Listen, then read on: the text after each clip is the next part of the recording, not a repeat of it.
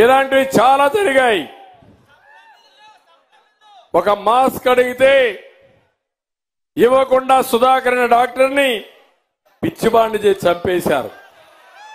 ఇంకో పక్క మాస్క్ పెట్టుకోలేదని ఒక కిరణ్ కుమార్ని చీరాల్లో కొట్టి చంపేశారు. ఇంకో పక్కన చేపల చెరువు అన్యాక్రాంతం చేసుకుని నా చెరువు ఇట్లా చేస్తారంటే వాడిని బెదిరించి వాడు చంపేశారు. ఆత్మహత్య చేసుకొని చచ్చిపోయే పరిస్థితికి వచ్చాడు.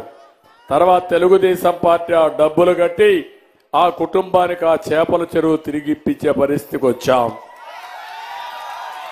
ఇంకొక అతను చిత్తూరులో నేను జగన్మోహన్ రెడ్డికి సపోర్ట్ చేశాను. లిక్కర్ రేట్లు పెంచారు, మద్యం రేట్లు పెంచారు, నాసిరకం ఇచ్చారు. ఇదేంటి జగన్ అని చెప్పి తిడితే వాడిని చంపేశారు. ఎంతమందిని దళితుల్ని పొట్టన పెట్టుకుంటారని అడుగుతున్నా. తప్పకుండా ఒకటే చెప్తున్నా, 27 కార్యక్రమాలు దళితులకు ఇచ్చిన కార్యక్రమాన్ని పూర్తిగా రద్దు చేశారు. ఇది తీవ్రమైన అన్యాయం. నేను అందుకే హామీ ఇస్తున్నా, దళితులకు తప్పకుండా న్యాయం చేసే బాధ్యత తెలుగుదేశం పార్టీ తీసుకుంటామని మీ అందరికీ హామీ ఇస్తున్నా. దళిత ద్రోహి జగన్మోహన్ రెడ్డిని చిత్తుగా ఓడిస్తామని గట్టిగా చెప్పండి కూడా చెప్పండి.